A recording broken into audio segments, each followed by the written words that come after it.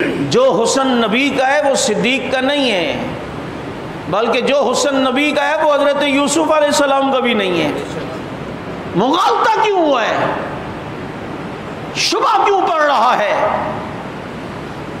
رات کو اسٹیج سجا ہو، لوگ بیٹھے ہوئے ہوں، ایک ہیوی قسم کی لائٹ آپ کے چہرے کے اوپر لگا دی جائے، عموماً ہوتا ہے تو چہرے کے جو تھوڑے بہت داغ وغیرہ ہیں وہ بھی نظر نہیں آتے، بڑا حسین کر کے سامنے والے کو ویڈیو میں دکھایا جاتا ہے، لیکن روشنی پیچھے کسی اور کی پڑ رہی ہے، اس لیے وہ باقی چیزیں نظر نہیں آ رہی ہوتی۔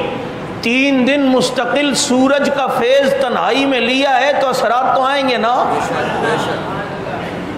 اور اب بھی ساتھ ہیں تو براہ راست سورج کا فیض پڑ رہا ہے۔ اسی لیے تو کہتے ہیں کہ باقی صحابہ کی مثال ستاروں کی ہے، صدیق کی مثال چاند کی ہے۔ یہ ستارے سیارے بھی روشنی سورج سے لیتے ہیں، چاند بھی روشنی سورج سے لیتا ہے۔ چاند کیوں زیادہ چمکتا ہے؟ اس لیے کہ وہ روشنی زیادہ لیتا ہے، وہ روشنی اس کی روشنی زیادہ ہے۔ چاند نے فیض زیادہ لیا تو زیادہ چمکا، تاروں نے بھی لیا، چمکتے ہر تارے ہیں، ہر ستارہ ہے۔ تجھے چمک نظر نہ آئے تو میں کیا کروں؟ آنکھوں کا علاج کرو، لیکن چمکتا ہر ستارہ ہے۔ لیکن سورج اس نے روشنی زیادہ چاند کو دی ہے، اس لیے وہ زیادہ چمکتا ہوا نظر آتا ہے۔ یہی وجہ ہے کہ سورج کی موجودگی میں چاند پھر بھی کبھی کبھی نظر آتا ہے۔ کتنی بار آپ نے دیکھا ہے صبح کے وقت بھی یہ منظر نظر آتا ہے، کبھی شام کے وقت بھی یہ منظر نظر آتا ہے۔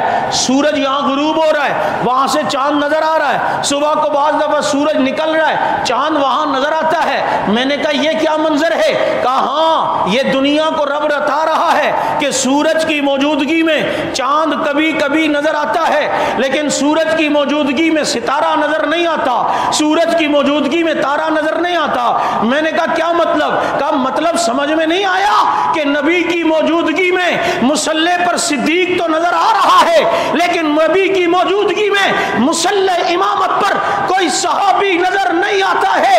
کیوں؟ اب یہاں نبی کے دنیا سے جانے کا وقت ہے، چنانچہ پیغمبر جا رہے ہیں۔ صدیق کو کہا مرو ابا بکر فلیصلی بالناس۔ سورج بھی چمک رہا ہے، چاند بھی چمک رہا ہے، سورج بھی نظر آ رہا ہے، چاند بھی نظر آ رہا ہے۔ ذرا توجہ کر، شاید اسی منظر کو بیان کرتے ہوئے رب نے اس طرف اشارہ کیا ہے والشمس وضحاها والقمر اذا تلاها۔